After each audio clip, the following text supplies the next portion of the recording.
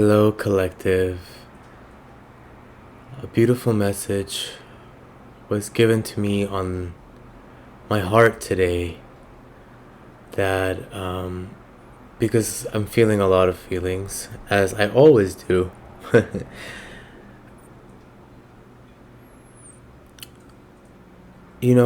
I believe that a lot of us have been conditioned to understand or believe that love is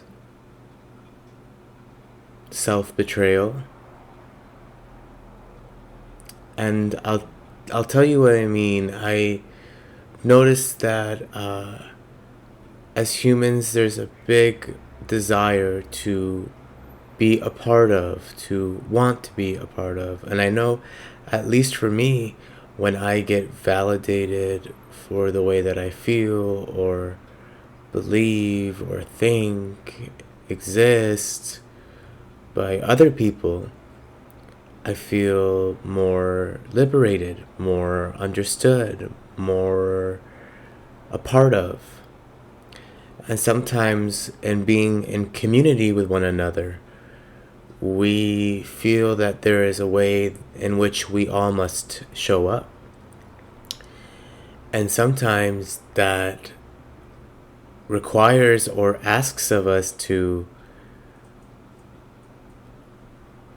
I don't want to say requires or asks of us, I want to say sometimes it makes us feel and operate out of a place of self-betrayal. That in order for me to be gay, I have to believe and think this way. In order for me to be Christian, I have to believe and think this way. In order for me to be Palestinian, I have to believe and think this way.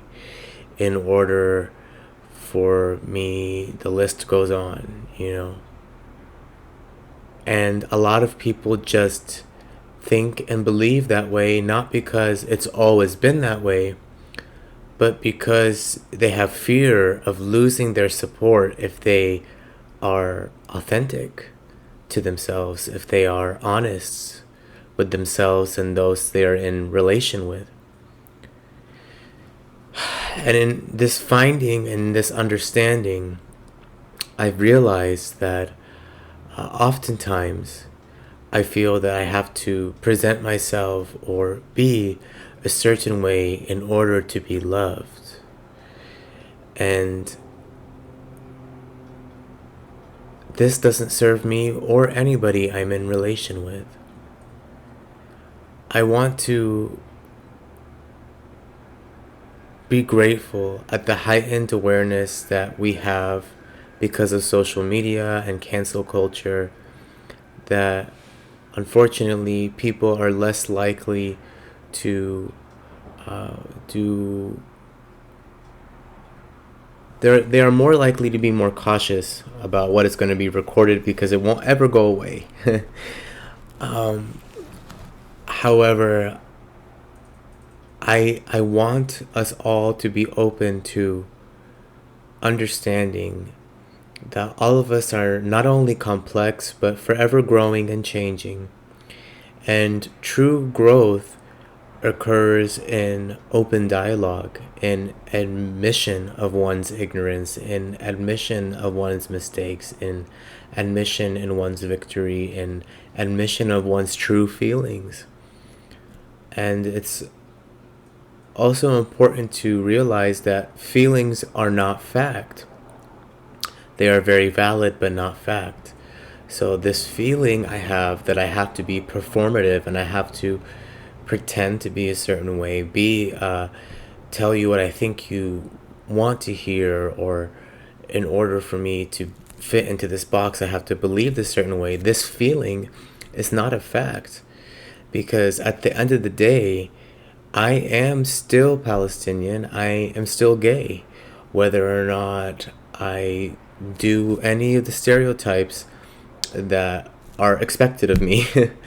And so the truth is that I don't have to be living off of a feeling, a desire of acceptance from others, a desire of community with others, but I can just operate from being authentic to myself and allowing others to be authentic to themselves and commit to growing together rather than growing apart, growing, festering in resentment or hatred, but more so just learning to be one with each other. And it's a lesson, it's a message that's very confusing when we live in a world of so much hatred and so much disregard for one another. It's evil. It's evil. And so I'm not asking you to tolerate evil or to befriend those who believe you're better off dead. But what I am saying is that, the hatred or the division that any of us feel in our heart, whether it stems from hurt or whether it stems from conditioning, it kills the soul and it blocks us from true love. And true love really is self-acceptance. The acceptance that we are wonderful in the way that we are, and the acknowledgement that we are deserving of good things. We are deserving of redemption no matter who it is that we are considering. And that is also a confusing message because we have a desire to want to punish those that have brought us pain. But as somebody who used to work in karma distribution, I am resigned. I no longer want to fight you or hurt you or be the dealer of judgment. I merely just want to embody love, and I have to see what that looks like for me. If the people around me only love me based off of conditions, then I need to probably reevaluate what it is that I am considering love to be. Because love, it doesn't need to make sense, and it doesn't make sense. And so I am calling the collective to halt in this betrayal of self and to be open to not only change, but just change in how they are in relation with themselves. I don't know, some things to think about. And I'm gonna go meditate now because I am so disturbed. I'm here preaching a message of love, and I feel heavy. And that's the truth. I want to pretend and put on a face and tell you I have all the answers, and the fact is I don't. And in humility and in love, in acceptance and admittance of the truth, I am free.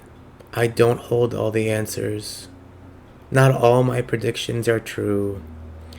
Tarot can be fun too, but sometimes there's no answer for the outcome because it's up to us.